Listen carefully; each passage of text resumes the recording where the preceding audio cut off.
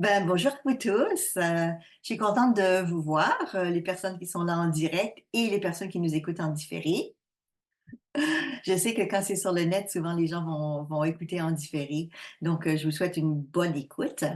Aujourd'hui, on a un sujet très intéressant dans le coaching, mais quelque chose qui est propre au coaching et qui est vraiment particulier dans cette approche-là. Et c'est la relation que l'on a entre le coach et le coaché pour aussi la mise à jour et l'activation des ressources.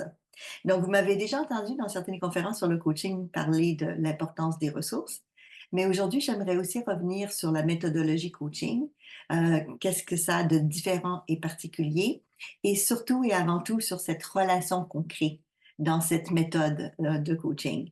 Donc, si vous voulez être coaché, parce que certains d'entre vous, votre objectif, c'est peut-être de rencontrer un coach ou d'être coaché, ou si votre désir et aspiration, c'est de devenir coach, sachez que la formation chez IDECOM, la formation de coach, vous permet de faire les deux. Donc, parce que vous allez être coaché tout le long de votre formation par les autres participants, mais aussi par les enseignants et par un coach attitré, mais vous allez aussi apprendre la méthodologie coaching. Donc, j'aimerais commencer par vous parler de qu'est-ce que c'est cette méthode du coaching. Et pour faire ça, je vais me permettre de faire un partage d'écran avec vous et venir sur les origines du coaching. Donc, on va remonter dans le temps un petit peu.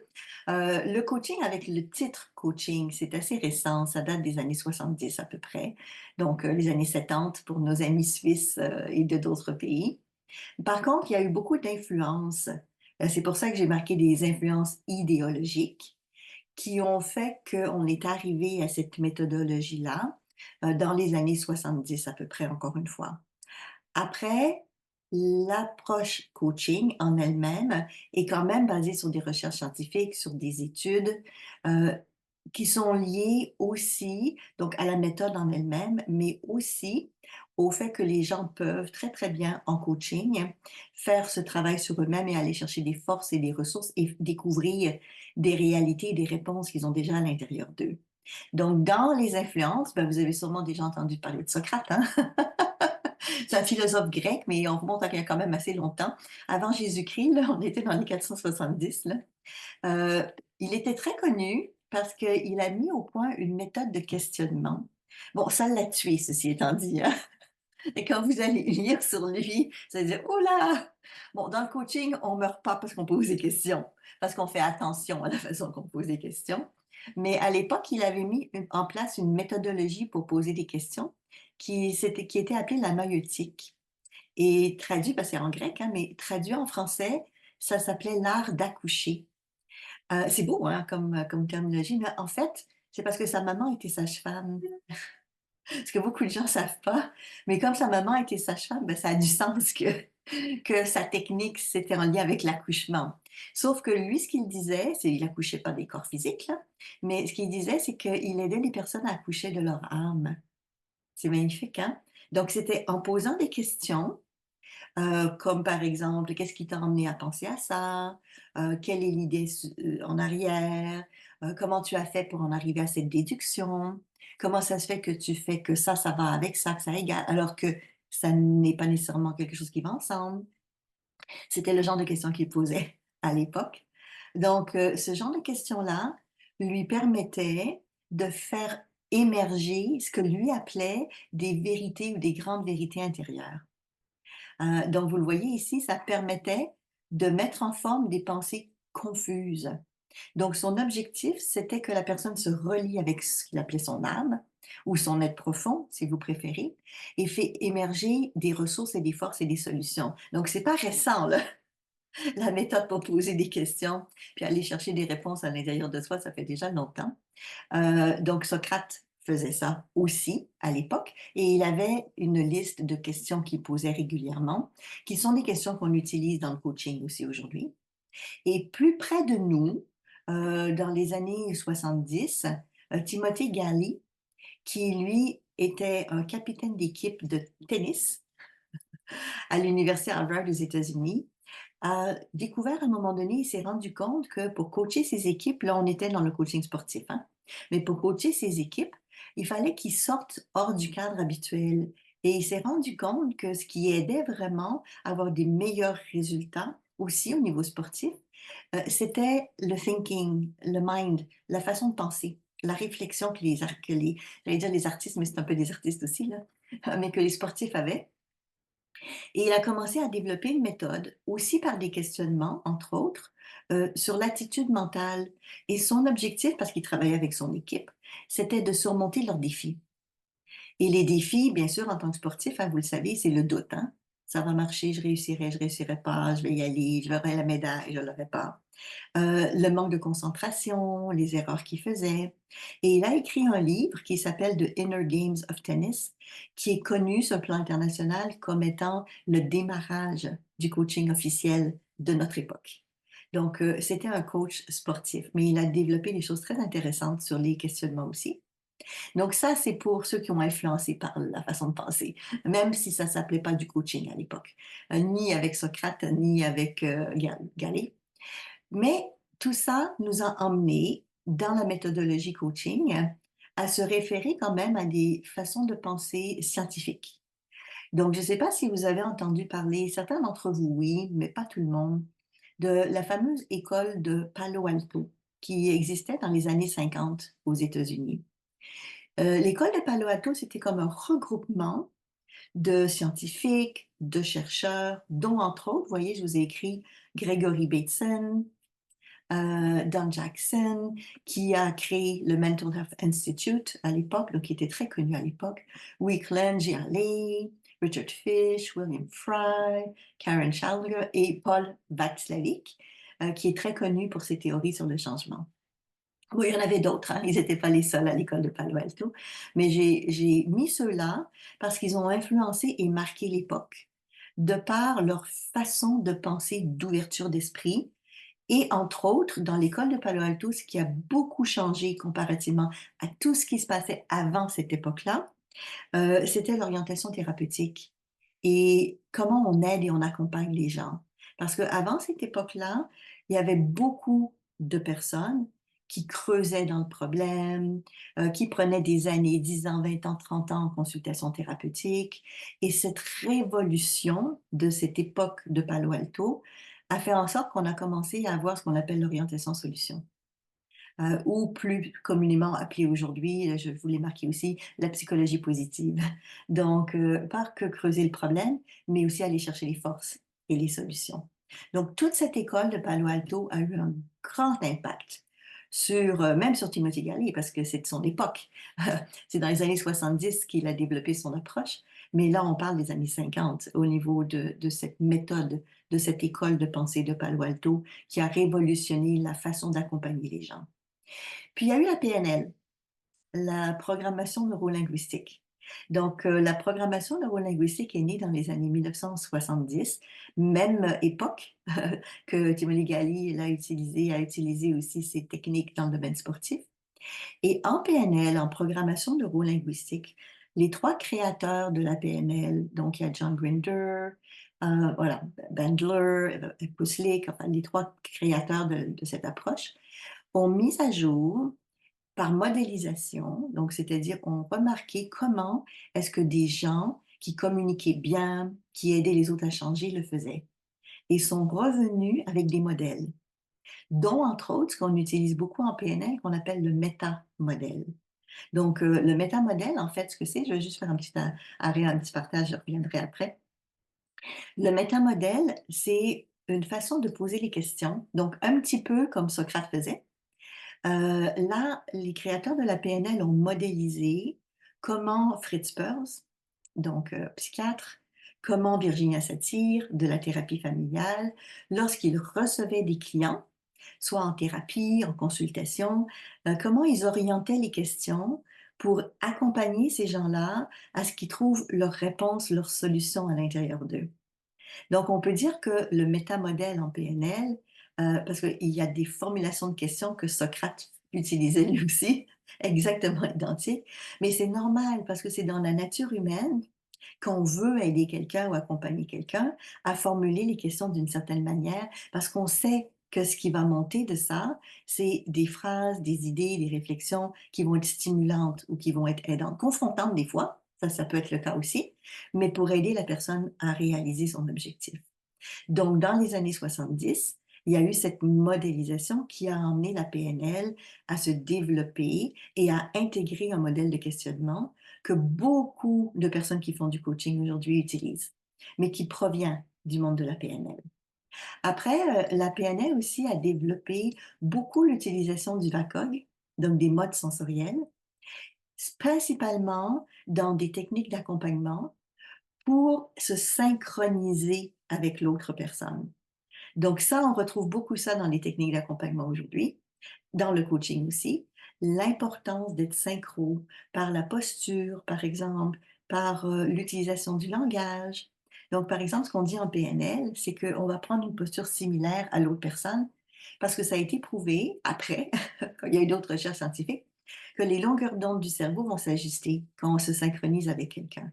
Et quand les longueurs d'onde du cerveau se synchronisent, ça veut dire que c'est plus facile de percevoir et d'être plus en lien l'un avec l'autre, ce qui nous emmène au concept de la relation, qui est une des choses que je vais vous parler aujourd'hui, qui est vraiment essentielle et important dans cet échange entre coach et coaché, par exemple. Donc la synchronisation, qui était connue avant la PNL, mais la PNL a développé l'utilisation des modes sensoriels, donc visuel, auditif, kinesthésique, olfactif, gustatif, l'utilisation de ces modes-là en étant plus en synchronisation verbale, mais aussi en synchronisation non verbale avec l'autre personne. Donc, ce qui est vraiment intéressant là-dedans, c'est que l'approche de la PNL qui a été développée donc assez récemment, finalement, dans les années 70, a beaucoup d'impact aujourd'hui dans le monde du coaching international. Et dans la PNL, il y a eu beaucoup de techniques de changement qui ont été développées. Donc, en hypnose, on parle de protocoles, des méthodes de changement. Et plusieurs de ces méthodes de changement, ce sont des techniques que les gens vont utiliser, comme par exemple dans la formation que l'on propose, de ne pas se mettre en coaching PNL. Parce que les gens qui ont fait de la PNL peuvent utiliser ces outils-là pour aller dans le coaching. Maintenant, si vous n'avez pas fait de PNL, vous allez du moins être dans cette lignée de philosophie de pensée, qui est la possibilité de penser en termes de solutionnement, parce que c'est totalement dans la méthodologie du coaching. Donc, je vais revenir au partage d'écran pour continuer avec vous.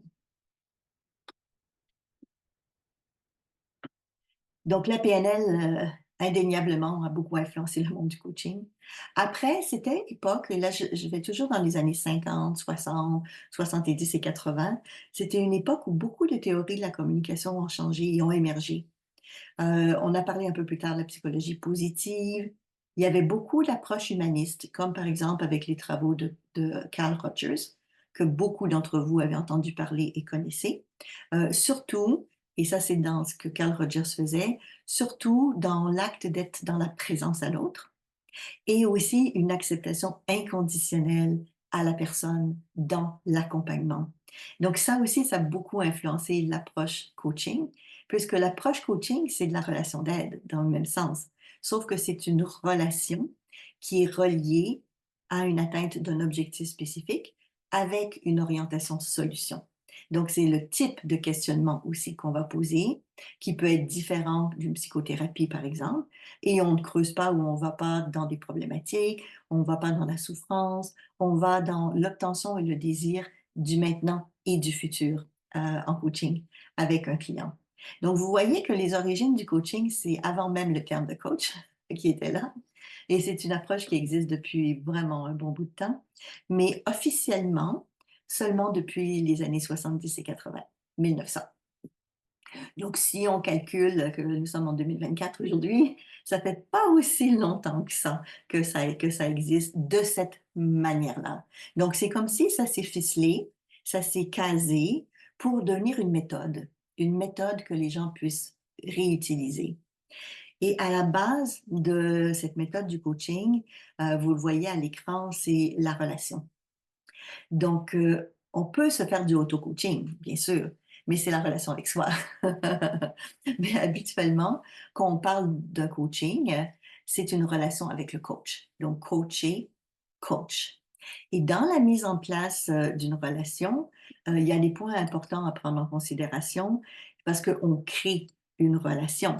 Donc, si la personne n'est pas à l'aise, n'est pas confortable, c'est sûr que ça ne marche pas du tout.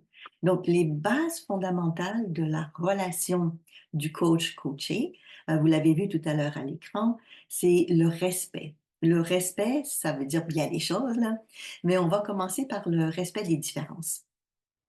Parce que quand on accompagne quelqu'un en coaching, on n'a pas nécessairement besoin, nous, d'être d'accord ou en désaccord avec ce que la personne dit. C'est sa propre réalité. Par contre, c'est sûr que c'est important que ce soit en lien avec votre capacité de guider la personne, en lui posant des bonnes questions, mais pas en validant nécessairement sa réalité. Et ça lui appartient à 100%, cette chose-là. Mais respecter la différence. Et en PNL, on dit respecter le modèle du monde de l'autre. Donc, ce que ça veut dire, respecter le modèle du monde de l'autre, c'est que chaque personne a son expérience de vie et basée sur son expérience de vie, la personne n'aura pas les mêmes actions ou les mêmes commentaires. Vous savez, c'est comme on part en voyage ensemble et puis on revient, puis des amis nous posent la question comment c'était en voyage, et puis on parle peut-être pas des mêmes choses. Quelqu'un va parler à quel point les restaurants étaient exceptionnels, l'autre va dire la mer, la plage, c'était fabuleux, d'autres vont dire les boutiques, les magasins, c'était fabuleux, tout ce qu'il y avait. On a fait le même voyage, mais on ne parle pas de la même expérience. Donc, quand on parle de respect dans l'accompagnement coaching, c'est respecter ces différences-là, mais respecter aussi le fait que chaque personne va encoder ou recevoir l'information de sa vie, donc de ce qui se passe autour, différemment, parce qu'on n'a pas les mêmes filtres nécessairement.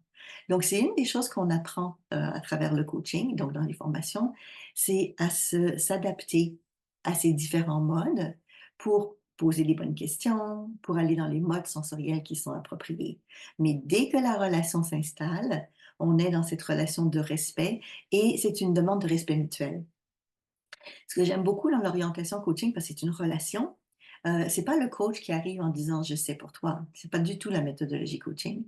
C'est plutôt un peu comme Socrate faisait, c'est-à-dire aller vers éveiller ou rappeler la capacité intérieure de la personne à trouver ses propres solutions. Donc, c'est un respect aussi du client, du coaché, à respecter l'approche de son coach, qui est aussi un humain. Enfin, c'est une relation, on est d'accord là-dessus. C'est les deux qui sont impactés à travers de cette relation-là. Donc, numéro un, le respect. Numéro deux, c'est d'installer de la confiance. Alors, évidemment, la confiance, ça s'acquiert, hein? Ça s'acquiert, bon, parce que on va, en bon québécois, on dit que les babines suivent les bottines. En anglais, on dit walk your talk.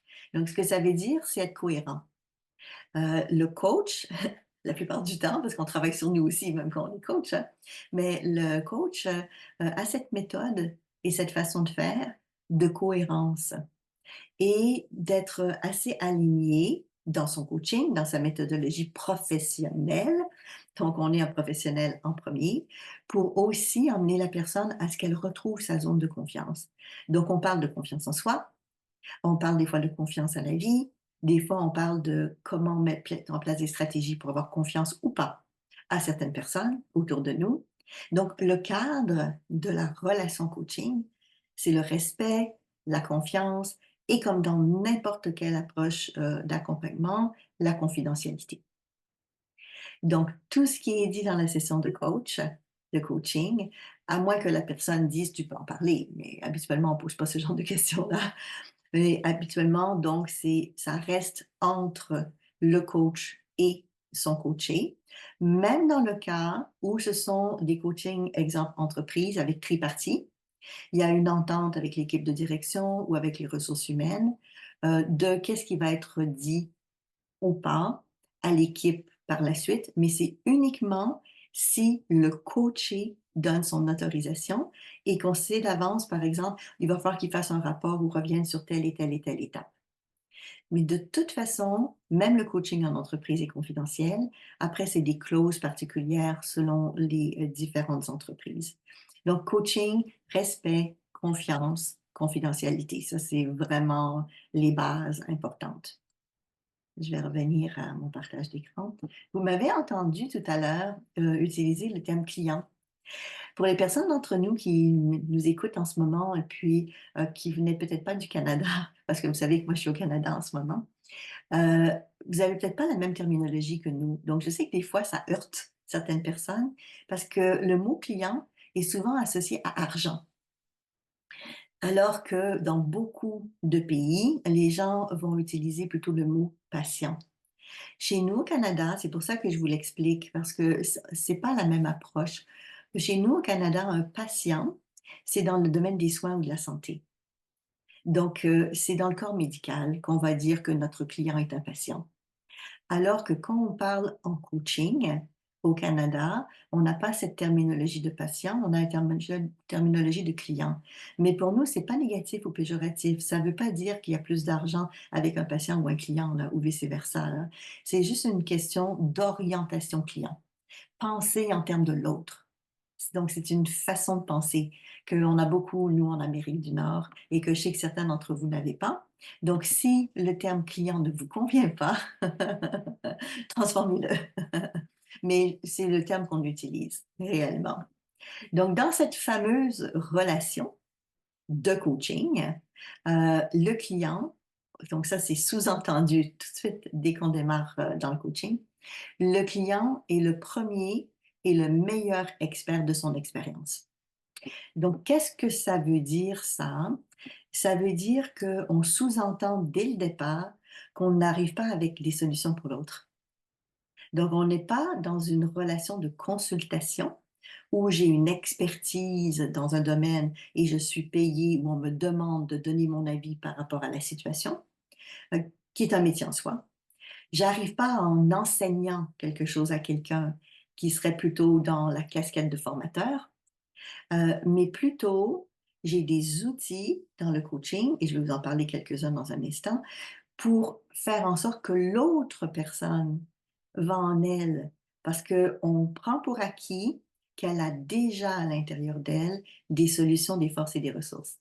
Comme ça a été dit tout à l'heure avec Socrate et les autres, en posant les bonnes questions, l'information revient.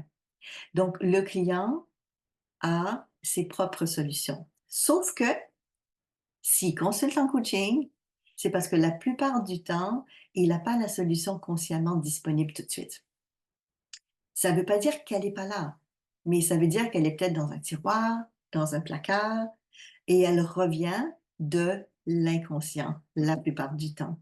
Donc, dans cette méthodologie coaching, qui est une méthodologie, encore une fois, de relation à l'autre, le coach va emmener le client à dire, OK, c'est toi qui es l'expert de ton contenu. Donc, peu importe le métier, le travail ou la raison pour laquelle tu es ici aujourd'hui, moi, j'ai pas besoin en tant que coach de savoir comment solutionner ça. C'est pas notre but. Mais je vais t'aider par contre de différentes manières pour que tu ramènes à ta conscience, donc que tu reviennes mentalement aware, ouvert et conscient, pour que le défi que tu vis ou le challenge que tu as, qu'il y a des solutions qui peuvent se mettre en place et des ressources qui vont s'activer. Donc, le client a son expertise. Ça, c'est vraiment un présupposé crucial de ce type d'accompagnement. Encore une fois, comparativement à de la consultation, par exemple, où on prend pour acquis que la personne ne sait pas comment faire, ou que la personne ne l'a pas appris, ou qu'elle n'a pas la connaissance. Donc ça, c'est très différent. Le client n'a pas de solution consciente, je vous en ai parlé tout à l'heure. C'est pour ça qu'il va aller en coaching. Mais ça ne veut pas dire qu'il n'a pas de solution du tout, hein. Ça veut dire que pour toutes sortes de raisons, il ne s'est peut-être pas posé les bonnes questions ou il n'a pas été dans le bon tiroir pour aller chercher au placard, pour aller chercher sa ressource. Donc, dans le coaching, le coach va guider la personne à remettre son cadre de référence en question. Ça veut dire quoi? Ça veut dire à ouvrir la perspective, un peu comme Timothy faisait lorsqu'il enseignait, vous savez, aux joueurs de tennis, emmener à penser différemment, à changer sa perspective de réflexion, parce que quand on pense différemment, c'est à ce moment-là qu'on peut ouvrir en disant, ouais, j'avais pas pensé à ça. En coaching, on dit qu'il y a des bonnes questions, mais il y a aussi des super questions. Et quand on entend le coacher dire: «Oh, j'avais vraiment pas pensé à ça», habituellement on dit: «Ah, ça c'était une bonne question». Parce que ça emmène la personne vers autre chose. Ça ouvre la perspective vers autre chose. Donc, on guide la personne à se remettre en question par rapport à son cadre de référence, son cadre de fonctionnement habituel. Après, on va poser des questions à la personne, pas uniquement sur ce qu'elle fait, sur ce qu'elle dit, mais aussi sur qui elle est. Donc, on va dans le coaching multiniveau, dans l'avoir, dans le faire, mais aussi dans l'être, pour permettre à la personne de se reconnecter avec son essence, avec son être profond. Donc, qui est bien sûr dans l'être, dans ce cas-là. Dans le dans différentes approches de coaching, on parle de ça aussi dans plusieurs, philosophies particulières, mais j'ai un mot qui me vient à l'esprit qui est la sagesse. Donc, l'objectif, c'est de ramener la personne à se reconnecter avec sa sagesse innée. Et on a tous ce sage à l'intérieur de nous, cette connexion de sagesse qui peut se mettre en place, particulièrement avec un exercice qu'on fait dans la certification de coach, par exemple, qui est d'un réalignement des 3 cerveaux. Donc, la tête, le cœur, le ventre, pour que tous les aspects de qui on est sont en cohérence et en harmonie pour qu'on devienne plus sage. Donc, c'est le rôle du coach, d'emmener la personne à redécouvrir donc ce qu'elle a, ce qu'elle fait et qui elle est, pour que ce soit bien aligné avec ce qu'elle désire réaliser dans sa vie. Après, ben, il y a de l'écoute. Oui, il y a l'art de poser des questions, bien sûr, dans le coaching, mais il y a de l'écoute.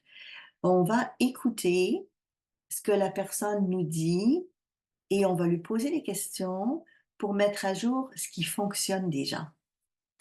On prend pour acquis que même si la personne n'a peut-être pas de solution tout de suite, consciente, quelque part à l'intérieur d'eux, elle a déjà fait plein de choses qui fonctionnaient. Et là, on est dans le comment faire.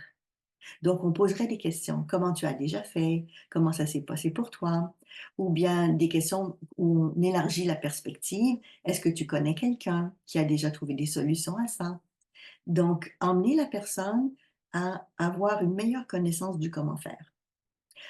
La façon aussi, on va écouter la façon que la personne énonce son challenge ou son défi. Parce que dans la formulation de la phrase, et là je reviens un petit peu comme au métamodèle, on parlait en PNL tout à l'heure, dans la formulation de la phrase, on reconnaît une structure de pensée. C'est Noam Chomsky, linguiste, qui parlait de ça. Il disait à chaque fois qu'on dit quelque chose, les mots qu'on utilise, la structure de langage qu'on utilise est un indicateur de nos limitations de la pensée. Imaginez. Socrate utilisait ça, hein, il posait des questions qu'en PNL on appelle de distorsion, de cause à effet par exemple, ou d'équivalence complexe, donc ceci égale cela, alors que ça ne va pas du tout ensemble. C'est moche dehors, j'aurai une mauvaise journée. Vous savez, ce genre de choses-là. C'est froid dehors, donc ça n'ira pas. Alors que ça n'a aucun rapport là, du tout. Mais ces genres d'équivalences-là que les gens peuvent faire, on va les entendre dans le langage, mais il faut juste être entraîné. Et ça fait partie du travail de coach et de l'apprentissage du coach, d'être capable de faire ce genre de travail-là et de se poser ces questions-là pour lui-même. Donc, en tant que coach, on s'auto-coach soi-même. Hein. Alors, on n'est pas un cordonnier mal, comment on dit là, un cordonnier mal, voilà. Non, non, pas du tout, pas du tout, pas du tout.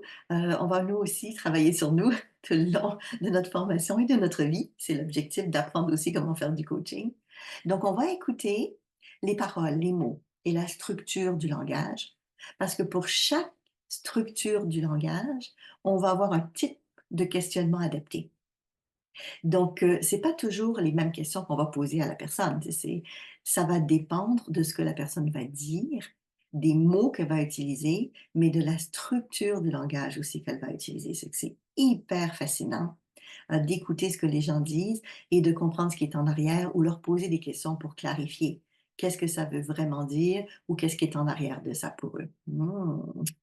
Après, on va emmener le client avec des techniques de changement à modifier sa façon de penser, sa façon de s'exprimer, sa façon de se questionner, sa façon de faire des choses dans sa vie pour qu'il change son cadre de référence. Vous vous souvenez, on avait parlé tout à l'heure de qu'on va remettre en question le cadre de référence du client, donc la façon qu'il vit sa vie, par rapport à est-ce que c'est utile ou aidant pour toi? Est-ce que ça te rend service ou est-ce que ça te nuit? C'est dans ce sens-là.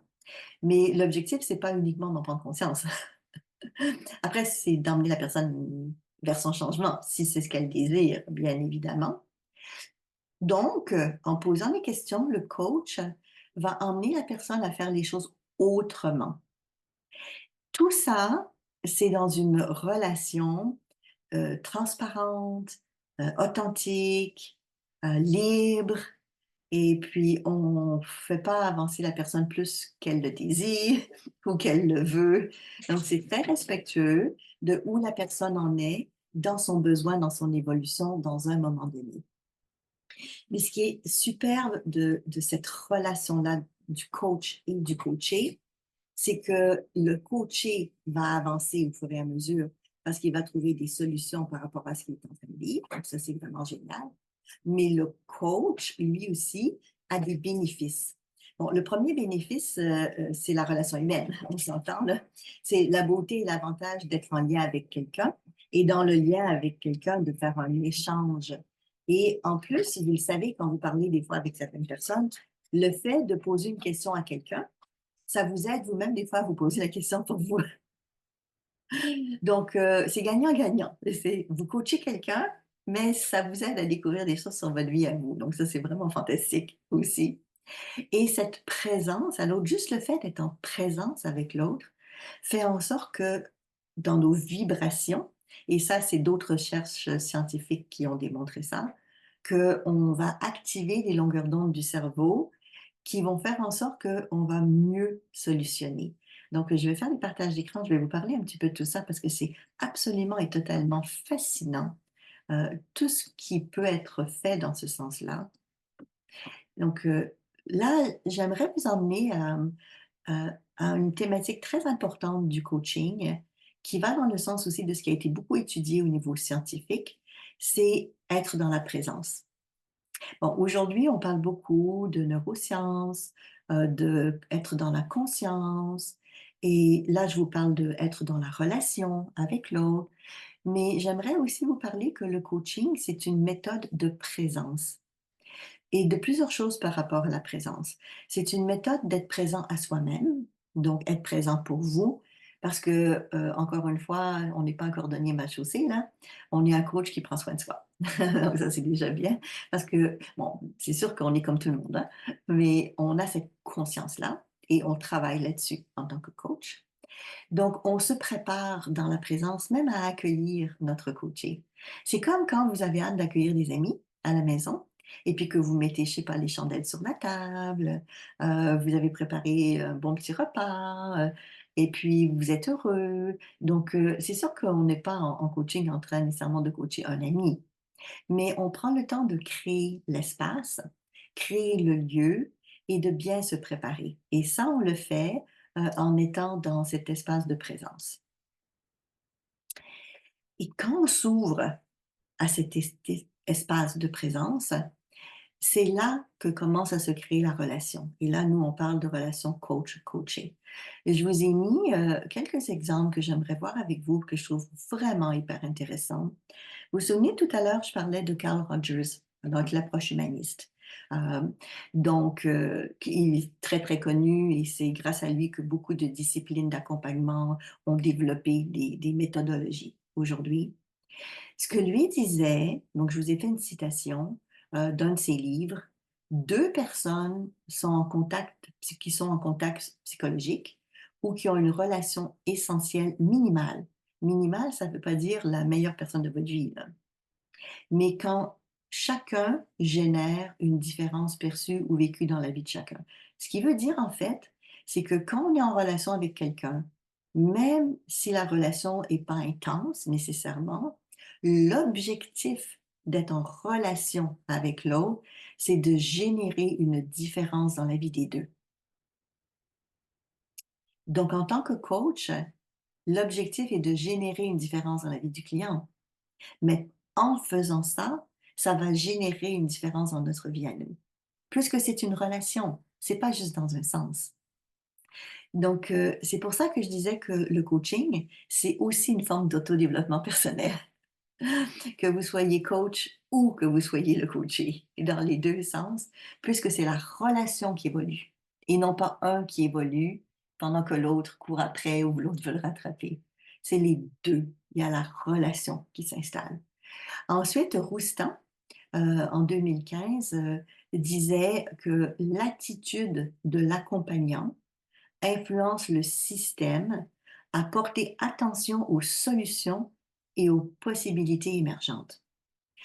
Ça, c'est hyper intéressant. Ce que ça veut dire, c'est que quand on est en relation, comme de coaching par exemple, avec quelqu'un, donc c'est une relation avec une personne dans un but évolutif, dans un but les deux ensemble ont plus de facilité à générer des ressources et des solutions et à générer des possibilités que si chacun est de son côté séparément. C'est la synergie, c'est la synchronicité qui se met en place et le mélange d'ongueurs d'onde qui font que 2 personnes ont plus de possibilités et de potentiel de générer des changements. Même si c'est dans une orientation, comme dans ce cas-ci, pour aider un coaché, par exemple. Donc, le coach ne part pas nécessairement la journée en disant: «Qu'est-ce que je vais régler dans ma vie aujourd'hui?» quand il accompagne. Mais sa conséquence d'accompagner quelqu'un, c'est que ça nous fait du bien. C'est que nous aussi, on va en bénéficier. Combien de fois j'ai déjà entendu ça, les coachs dire: «Oh, j'étais fatiguée avant de commencer, puis j'ai fait mon coaching, puis pouf, je suis reboostée». Et bien sûr, parce qu'il y a quelque chose de magique, de spécial, de beau dans cette capacité d'aider l'autre et d'accompagner l'autre et de guider l'autre à retrouver ses forces intérieures et ses solutions. C'est de toute beauté, réellement. De redonner le pouvoir à l'autre, que l'autre prenne son pouvoir sur lui-même. Et en même temps, ben, ça nous aide, nous, parce qu'on est en relation, à porter attention peut-être et à solutionner des choses, à aider l'autre à le solutionner, mais peut-être même le lendemain, le soir ou dans les jours qui suivent, même nous en tant que coach, à avoir des meilleures pistes de solutions pour nous-mêmes. Encore une fois, gagnant, gagnant. Après, je ne sais pas si vous avez entendu parler du Canadien qui est un éveillé, qui s'appelle Eckhart Tolle. Il a écrit des livres sur l'instant présent, l'art de la présence. Et il dit ceci, au moment où vous commencez à parler, là on est dans une relation de communication, au moment où vous commencez à parler, on est juste bien, on est fluide, comme une rivière de pensée. C'est beau, hein? Donc, tout ça pour dire que lorsqu'on est dans cette relation coach-coaché, il y a beaucoup plus qui se passe parce que la relation en elle-même génère déjà des pistes de solutionnement et d'ouverture de perspective. Donc, c'est pas juste j'accompagne quelqu'un, c'est je prends le temps de créer cet espace relationnel avec tout ce qu'on a dit tout à l'heure, la confiance, et cetera, mais aussi avec la méthodologie de coaching qui facilite ça. Et dans cette fameuse méthodologie coaching, ben, il y a tout l'art de l'accompagnement, mais il y a aussi, je reviens au partage d'écran, euh, il y a aussi l'art de poser des questions. Donc, j'y arrive à ça, voilà. L'art de poser des questions. Donc, c'est sûr que si quelqu'un vous demande, par exemple, «Qu'est-ce que tu as fait hier?» Bon, c'est intéressant. Un ami peut vous poser ce genre de questions-là. Mais un coach poserait rarement ces questions-là, à moins que ce soit en lien avec quelque chose que vous avez fait hier en lien avec la thématique. Donc, ce que je veux dire, c'est que dans n'importe quelle relation humaine, on peut parler pendant des heures, mais ça ne veut pas dire qu'on va changer. Ça peut nous faire du bien, mais ça ne veut pas dire qu'on va atteindre notre but, ça ne veut pas dire qu'on va changer. Donc, dans la communication coaching, l'objectif est clair et défini au départ. L'objectif, c'est d'emmener la personne à atteindre son but, son résultat, ou du moins, s'il y a des soucis ou des résistances, de comprendre qu'est-ce qui bloque en cours de route et qu'est-ce qu'elle aurait besoin comme ressource pour générer ce changement-là. Donc, on va poser des questions, mais pas n'importe quel genre de questions. Ce sont des questions très orientées dans le coaching pour l'évolution de la compréhension de la personne, de sa situation. Je ne sais pas si vous en souvenez, mais au début de cette rencontre, de notre conférence, je parlais de certains types de questionnements, comme par exemple, quelle attitude ou quelle façon de penser t'a amené à générer cette situation-là. Ce sont des réflexions plus avancées que parler, bien sûr, vous le comprenez bien, de la pluie et du béton. Donc, il y a des types de questionnements et c'est ces questions qu'on va apprendre et qu'on va utiliser dans la méthodologie coaching, qui sont ce qu'on appelle des questionnements puissantes. Donc, il y a des bonnes questions, il y a des très bonnes questions, mais il y a des excellentes questions. Et nous, on veut aller, vous en doutez bien, aux excellentes questions pour faire avancer la personne encore plus rapidement. Donc, on peut parler pendant des heures de bonnes questions, mais si vous savez comment faire, et ça s'apprend, c'est une méthode, pour emmener la personne à trouver à travers des questions des réponses encore plus pertinentes pour elle, ben, on va aller dans une méthode qui est plus rapide, plus efficace, plus centrée. Donc, c'est un petit peu comme si on fait un tir à l'arc, là. On veut aller au centre de la cible. On peut aller un petit peu autour, mais on ne veut pas passer par-dessus. C'est pas le but du tout. Moi, je sais que des fois, il y a des clients qui vont dire: «Ah, j'ai été voir quelqu'un, j'ai parlé pendant 1 heure et il s'est rien passé». Ben, c'est bien, si la personne a besoin de parler, c'est merveilleux et c'est très bien. Puis il y a des gens qui en ont besoin. Mais dans la méthodologie coaching, on va être, en tant que coach, actif. Donc on n'est pas juste passif, on n'est pas juste à l'écoute, même si l'écoute est très importante. On est actif dans emmener la personne là où elle doit aller, où c'est facilitant pour elle. Et ça, on fait ça à travers les questions.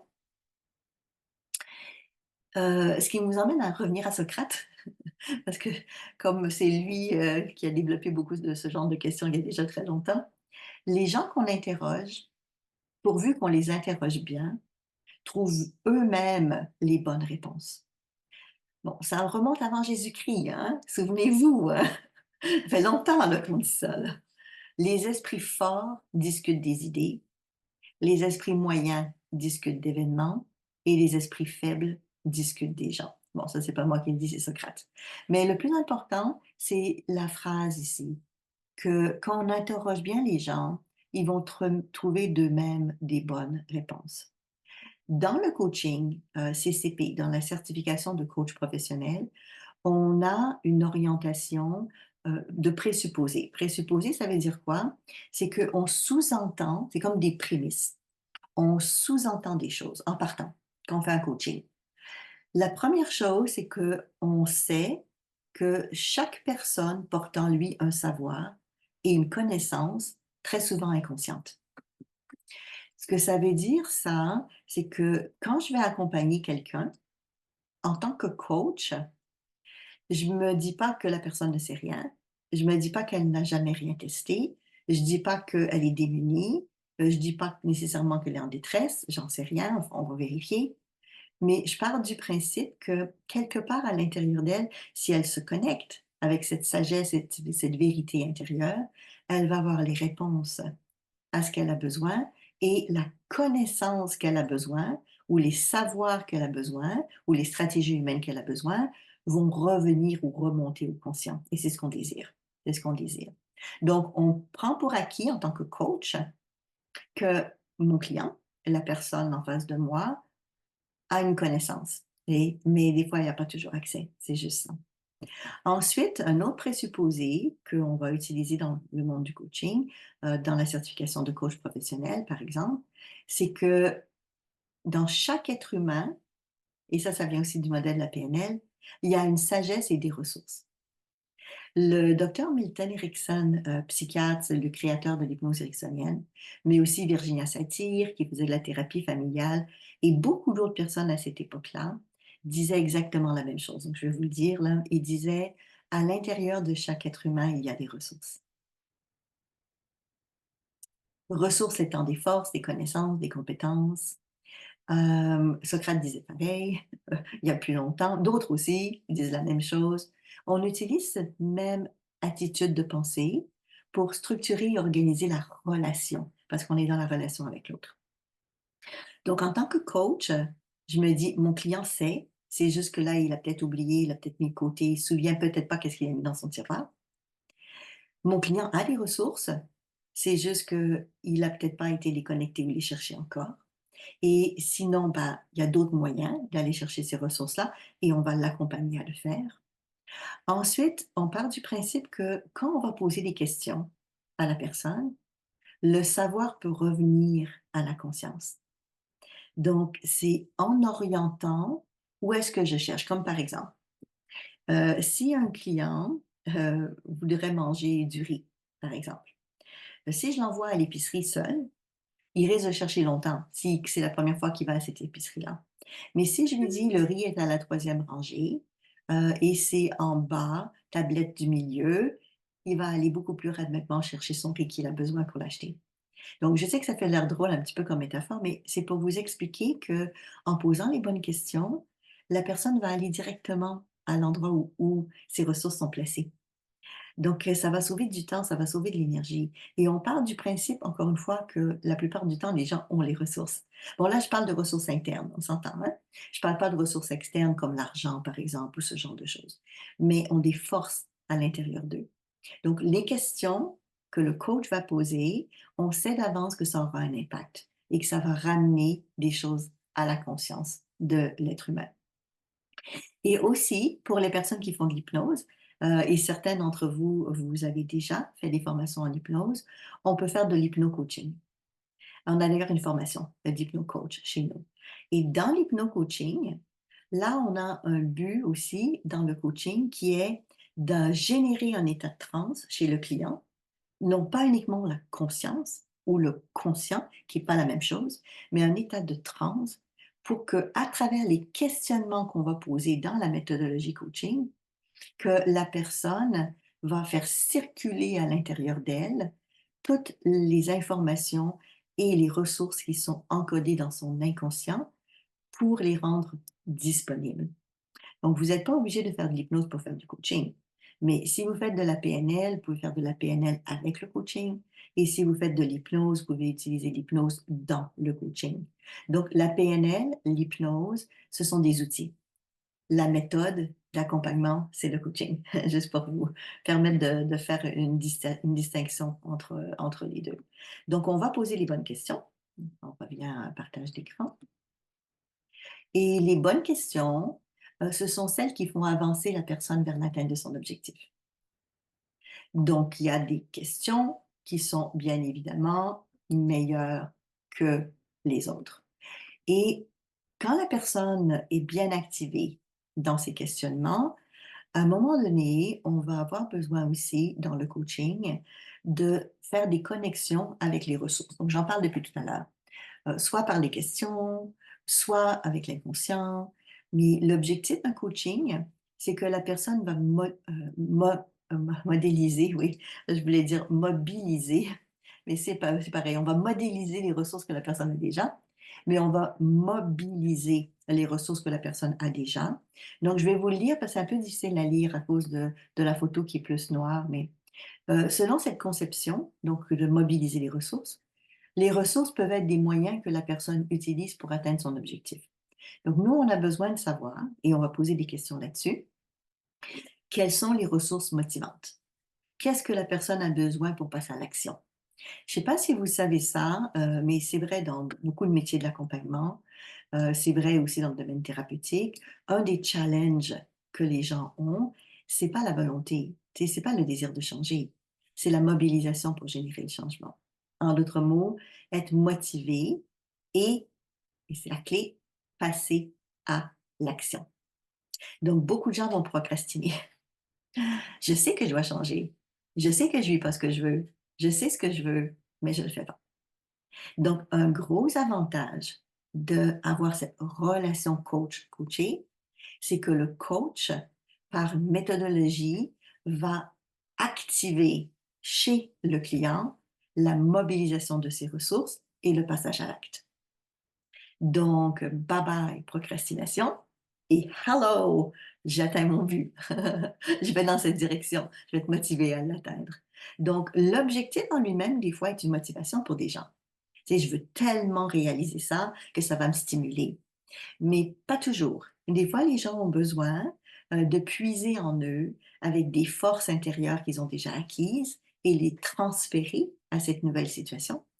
Mais des fois, ils vont avoir besoin peut-être de modéliser des façons de faire, des compétences que d'autres personnes ont, ou peut-être aller chercher des éléments extérieurs qu'ils auront besoin, comme par exemple demander l'avis d'un ami, d'un collègue, de quelqu'un d'autre. Donc, pour mobiliser les ressources, il y a vraiment une approche dans cette relation à l'autre pour pas que le coaché, parce que ça arrive des fois, que le coaché se sent coupable la session suivante de dire j'ai rien fait. Tu sais, j'ai pas avancé, je l'ai pas fait, c'est pire. C'est... Donc, l'art d'y aller par étapes, d'emmener la personne dans un mouvement. Je vais vous montrer le modèle. Je vais le présenter à l'écran, des sessions de coaching.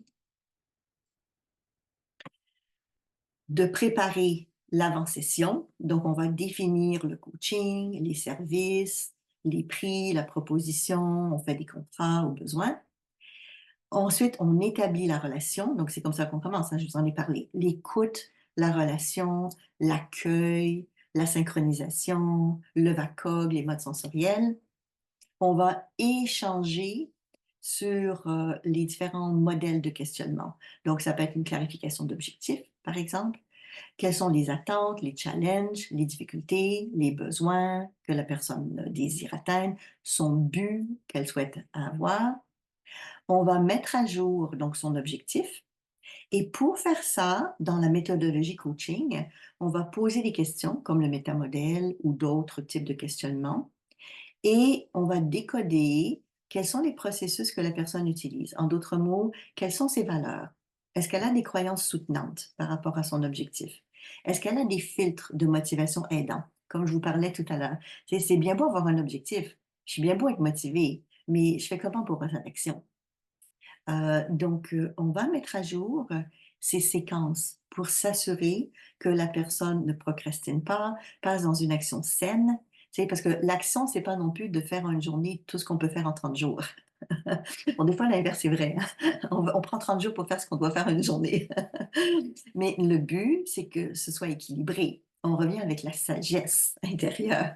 Donc, de trouver un équilibre dans l'espace, dans le temps qui est disponible.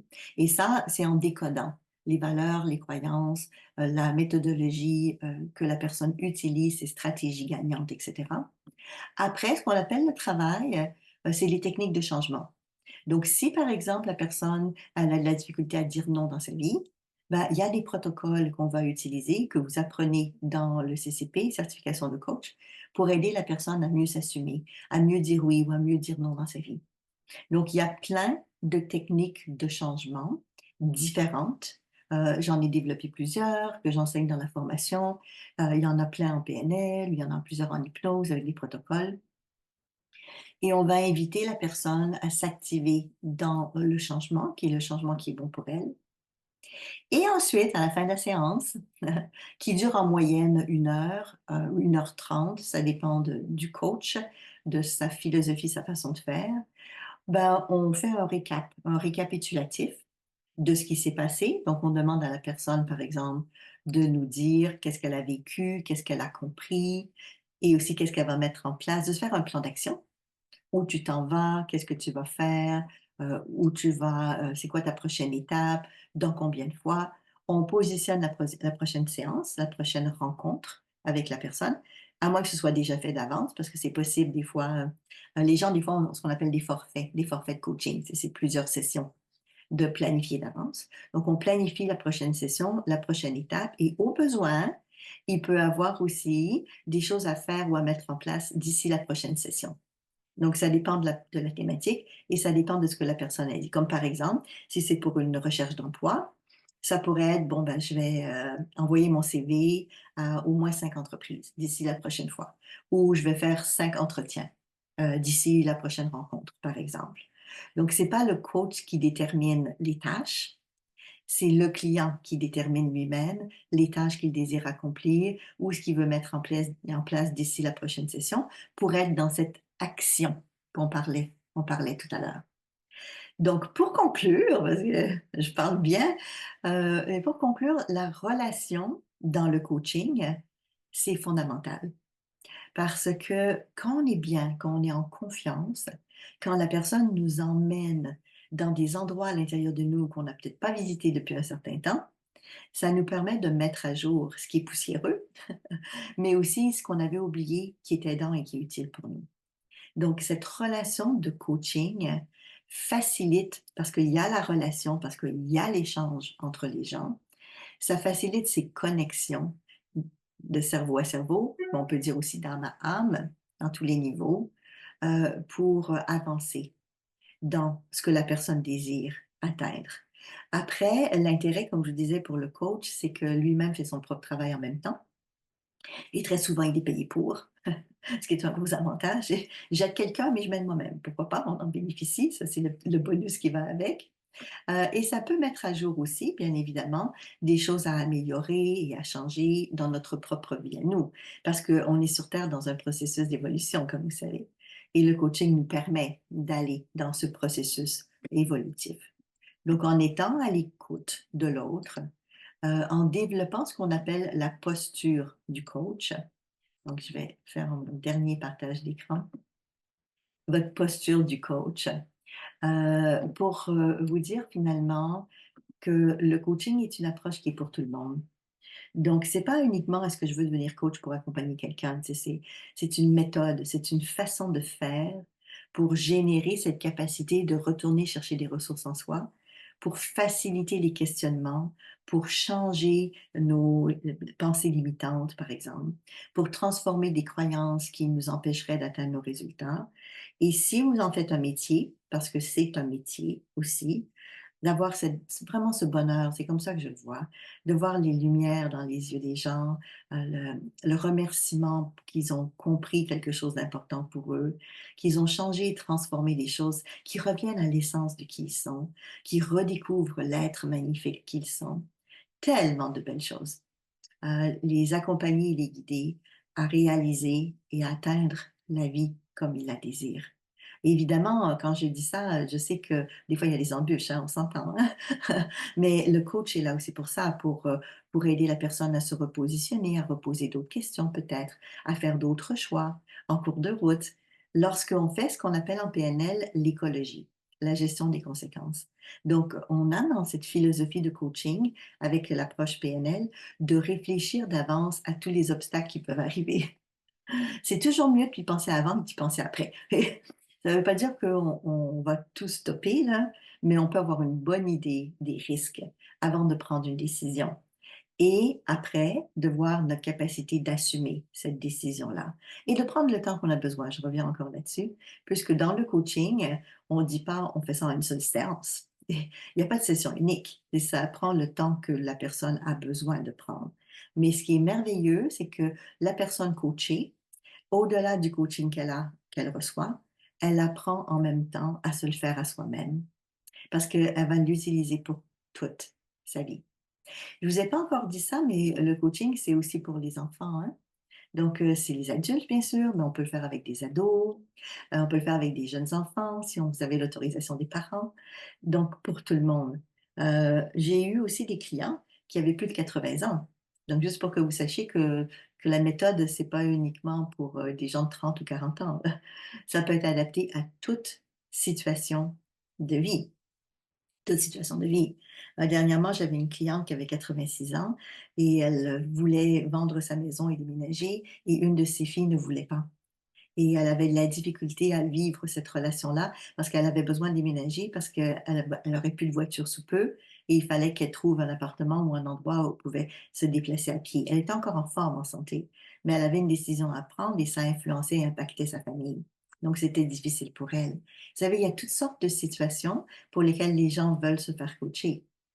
Ça peut être de trouver un nouvel emploi, ça peut être de rencontrer quelqu'un qui nous convient, ça peut être de changer une attitude mentale, ça peut être de dire stop à quelque chose qu'on veut plus dans notre vie, ça peut être au contraire d'avoir des rêves, des désirs et de dire je veux les faire réaliser.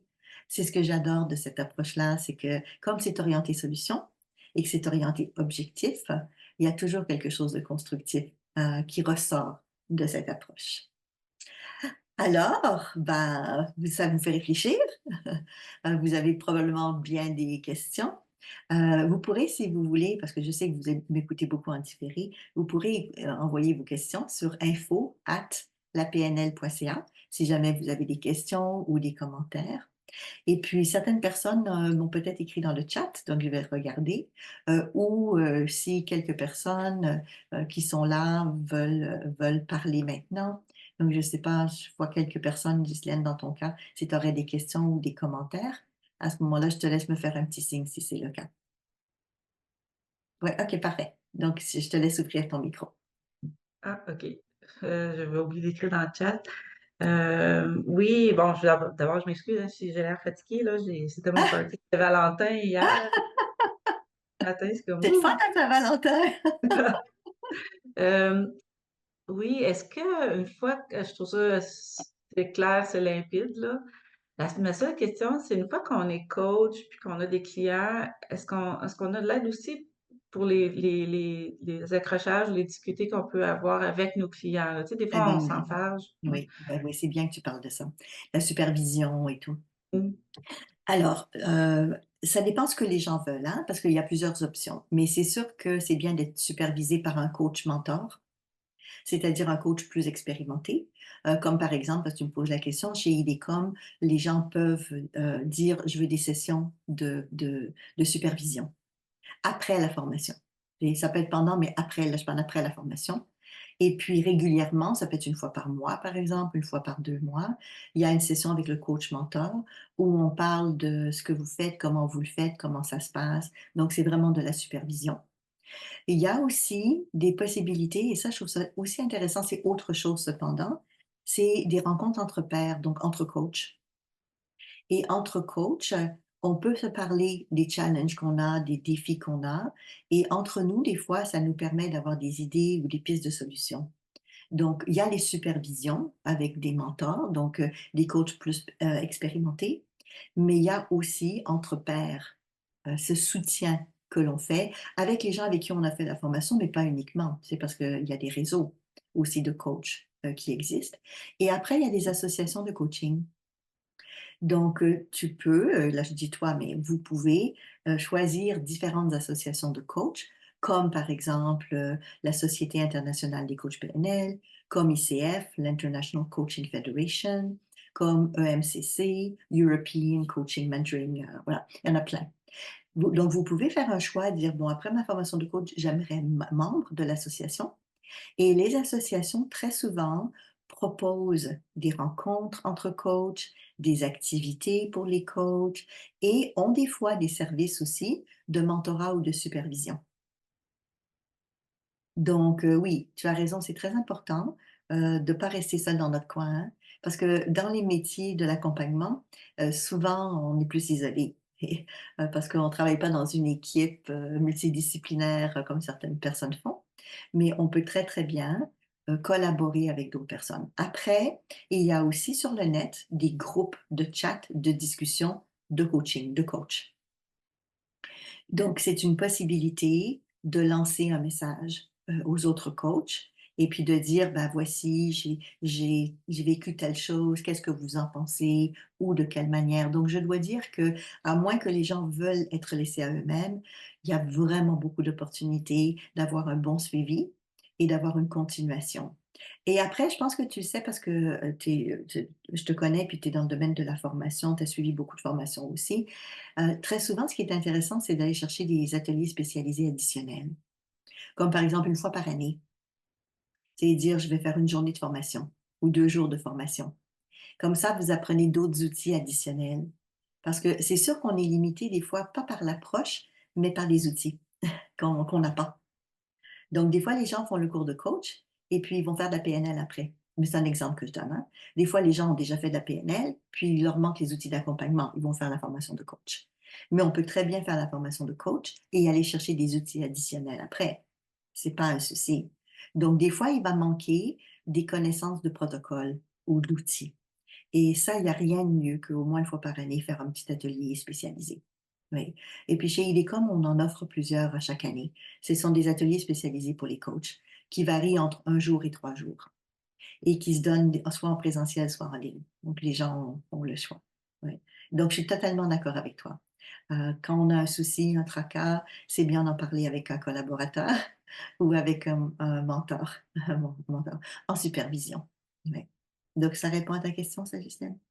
Oui, super. Est-ce que tu avais une autre question? Il y avait autre chose que tu voulais savoir? Le nombre d'heures qui sont reconnues, parce qu'au Ah, Québec, c'est comme important.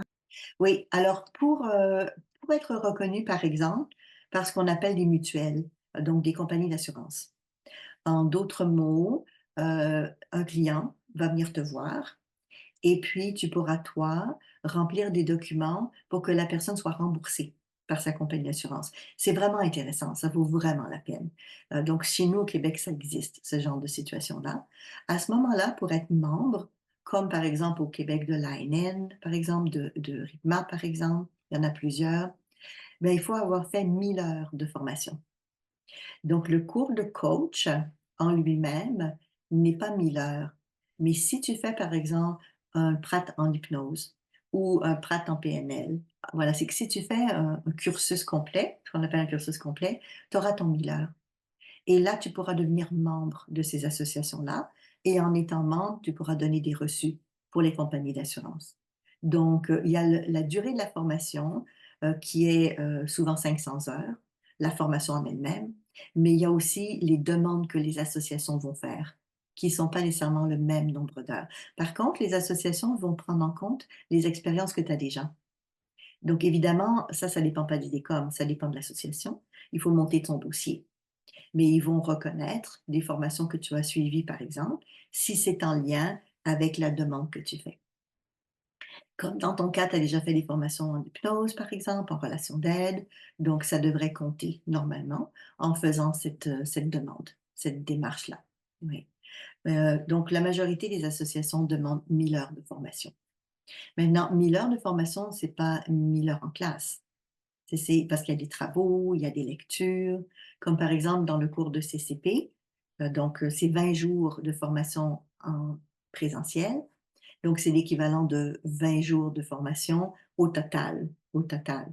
Le reste, c'est des pratiques supervisées, c'est des pratiques entre collègues, c'est ce qu'on appelle des mentorats coaching, où il y a des enseignants qui vous donnent du feedback quand vous emmenez des clients. Donc, vous êtes suivi dans vos coachings avec clients. Ça, c'est vraiment important, ça donne un bon feedback. Ensuite, vous avez des exercices à faire, des lectures. Vous avez des visionnements aussi à faire de démonstrations qui ont été faites par des coachs experts, par exemple. Donc, des démonstrations des différents protocoles, des différentes techniques. Donc, c'est quand même une formation complète, on s'entend, là. C'est un beau cadeau à s'offrir pour soi et c'est un beau cadeau à offrir aux gens qu'on accompagne. C'est comme un plus. Tu m'as pas posé la question, mais je l'anticipe parce que normalement, une formation de coaching, c'est sur plusieurs mois, hein. Comme c'est une formation quand même de longue durée. Donc, il y a des travaux. C'est à peu près l'équivalent de 2 jours par mois de travaux. Lecture, travaux. Pour donner un ordre de grandeur. Et c'est sur une période entre 7 et 10 mois. Donc, ça donne à peu près ça. 2 journées par mois. C'est gérable et ça se fait. Ça se fait. Parce qu'on a tous des vies très occupées, mais ça peut se mettre en place. Il faut juste s'organiser pour bien le structurer. Mais ça se fait. Oui, oui, bien sûr. Bien sûr. Donc, la formation de coach, là, je parle du CCP, parce que chez nous, on a aussi deux autres formations de coach. On a la formation d'hypno-coach, mais ça, c'est pour les gens qui ont déjà fait des formations en hypnose. Et on a une formation de post-maître en coaching PNL, mais ça, c'est pour les gens qui sont déjà maîtres prat en PNL. Mais vous n'êtes pas obligé d'aller dans l'hypno-coach ou post-maître PNL, même si vous avez de l'hypnose de la PNL. Vous pouvez faire la certification de coach professionnel, il n'y a pas de souci. C'est la méthodologie. La différence étant que si vous prenez une spécialité, vous avez 11 jours additionnels de formation.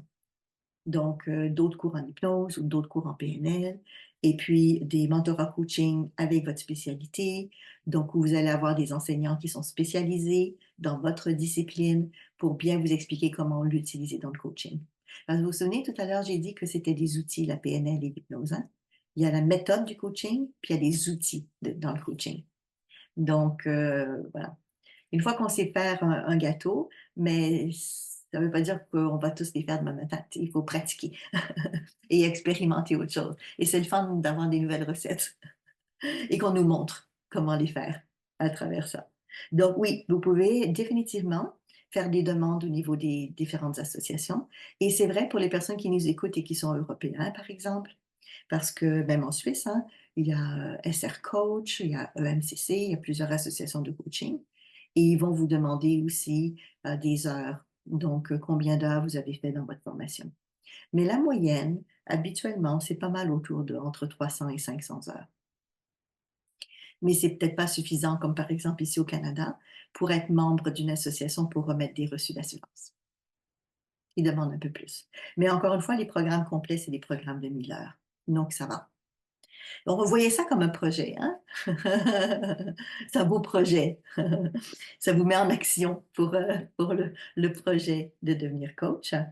Et puis, comme le coaching est un métier, donc c'est un travail en soi, vous pouvez bien sûr gagner votre vie avec le coaching. Après, la personne qui gagne sa vie avec la coaching, c'est aussi soit un entrepreneur parce que vous êtes autonome, vous travaillez à votre compte, ou vous allez vous jumeler à des entreprises qui offrent déjà des coachings et ça existe. Et ça existe. Il faut juste faire vos recherches, ça vous appartient. Mais vous pouvez très très bien démarrer en tant que travailleur autonome avec votre entreprise. Mais sachez que devenir coach, c'est pas la même chose que devenir entrepreneur, hein? Donc, il faut apprendre aussi, hein, à demander de l'argent, à bien gérer son temps, à faire aussi du travail administratif. Parce qu'il n'y a pas que le coaching comme coach. Il y a aussi la prise de rendez-vous. Bon, on vous apprend beaucoup de choses dans la formation. On vous parle aussi des documents à remplir, de plein de choses, de votre stratégie marketing, de votre niche, voilà, de plein de choses. Mais c'est vrai qu'il y a le métier de coach, mais il y a aussi tout ce qui vient avec. Donc, pas que la relation de l'accompagnement. Bien évidemment, c'est votre gestion de vos tenues de compte et autres qui sont aussi importantes pour vous. Ouais. Et puis, certaines personnes décident d'être coach dans leur entreprise, d'offrir le service à leur entreprise, ou bien de le faire à côté, ou en plus, si tu préfères. Donc, il y a des gens qui vont faire, je sais pas, 70% de travail et l'autre 30% vont le faire dans le coaching. Donc, il est aussi possible d'avoir une transition. Pas uniquement du jour au lendemain, j'arrête tout. Et c'est de faire la transition. Et aussi, on n'en a pas parlé aujourd'hui, parce que là, je parlais plus de la relation un à un, mais le coaching, c'est aussi du coaching d'équipe ou du coaching de groupe. Ce qui veut dire qu'on peut coacher 2 ou 3 personnes en même temps. Ça peut être des familles, mais ça peut être aussi des collaborateurs, ça peut être des partenaires d'affaires, ça peut être, d'autres collègues au travail, par exemple. Donc c'est assez vaste en fait, hein, dans ce qu'on peut faire avec le coaching, pourvu qu'il y a un objectif et que l'intention est de solutionner et d'amener des ressources pour atteindre l'objectif. Et l'objectif peut être un objectif commun à plusieurs personnes. Maintenant, c'est sûr que quand on fait un coaching collectif à plusieurs personnes, il faut être un peu plus expérimenté. Donc, on va commencer par faire un coaching individuel avant de faire un coaching à 3-4 personnes. Ça demande quelques compétences additionnelles, mais ça se fait, ça se fait. Donc, des coachings de groupe, des coachings d'équipe, ça peut être des coachings de famille, des coachings d'enfants qui ont des difficultés scolaires. Ah, il y a tellement de façons d'utiliser le coaching aujourd'hui. C'est une belle, belle, belle discipline. Ouais. Donc, j'espère que ça répond à ta question aussi. Oui, merveilleux. Je ne sais pas si tu en avais une autre ou ça va pour toi? Dans le fond, tout le monde peut faire la formation de coach, puis si on peut se spécialiser après pour aller faire hypno-coach ou tout Oui, ça, c'est 11 oui, jours de... OK, OK. oui, c'est exactement ça. Il y a des gens qui d'emblée ont déjà fait des formations en hypnose ou ont déjà fait des formations en PNL et eux veulent utiliser ces outils-là dans leur coaching. Donc, ils vont s'inscrire tout de suite, soit à l'hypno-coach ou au post-mind coaching. Mais vous pouvez aller directement au CCP et après avoir décidé d'approfondir soit de la PNL ou de l'hypnose, par exemple. Donc, il y a des gens qui s'inscrivent au CCP et qui font déjà de la PNL ou qui font déjà de l'hypnose, mais qu'ils ne veulent pas tout de suite approfondir au niveau maître par exemple. Mais ils vont le faire peut-être après. Donc, un n'empêche pas l'autre. Non. Moi, ce que je dis aux gens, c'est que le coaching étant un métier, allez vous chercher un métier en premier. Les outils, vous allez les chercher en cours de route. Mais le métier, c'est la base. C'est comment accompagner, comment guider quelqu'un, comment poser les bonnes questions. Une fois que vous savez ça, vous allez avoir besoin après, bien sûr, d'outils différents. et puis de protocoles, ça c'est sûr. Mais vous en apprenez aussi dans la formation. Il y en a aussi dans la formation. C'est pas juste une formation pour vous apprendre à accompagner. Vous avez aussi des techniques et des protocoles de changement que vous allez pouvoir utiliser. Donc, ça dépend de chacun. Et il y a des gens qui vont dire je vais au CCP et d'autres vont dire ben, je vais aller aux formations post-maître un peu plus loin, tout de suite ou après. Les deux sont possibles. Après, c'est ouvert à tous. Hein. Il y a des gens qui ont fait ni PNL ni hypnose qui veulent être coach. Donc, c'est pas un souci. C'est une méthodologie d'accompagnement. Euh, Nous, chez IDECOM, notre formation de coach a une grande orientation de PNL. Mais c'est parce que la PNL est une base du coaching d'aujourd'hui, pas juste chez IDECOM, dans le monde en général, avec cette philosophie, cette orientation solution. Et comme moi, je fais de la PNL depuis, j'ose plus le dire, là, mais presque 40 ans maintenant, je ne peux faire autrement que aimer cette discipline-là et trouver tout son intérêt dans le coaching. Donc, dans la formation de CCP, on garde l'influence et la lignée, la direction de l'orientation solution. Tout le long, tout le long. Parce que c'est une belle philosophie. C'est vraiment une belle philosophie. Et on part du principe de ramener la personne à l'intérieur d'elle parce que c'est en elle qu'elle va trouver ses solutions. Donc, je trouve ça beau que la personne va retrouver cet espace-là, de revenir en elle, avec l'intégrité, avec l'authenticité, bon, on peut appeler ça comme on veut, et c'est de se redonner l'espace pour nous-mêmes. Wouhou! Ben, merci beaucoup à toi. Merci beaucoup à toi. Alors, je vais conclure, je vais juste enlever les paniers. Je vais me prendre un petit peu d'eau. Et je vais conclure cette conférence pour aujourd'hui en disant merci à toutes les personnes qui nous écoutent et tous ceux qui ont des questions qui vont peut-être aussi en poser plus tard. Des fois, les gens sont un petit peu timides et gênés de poser leurs questions tout de suite. Donc, au plaisir de se revoir. Bye tout le monde!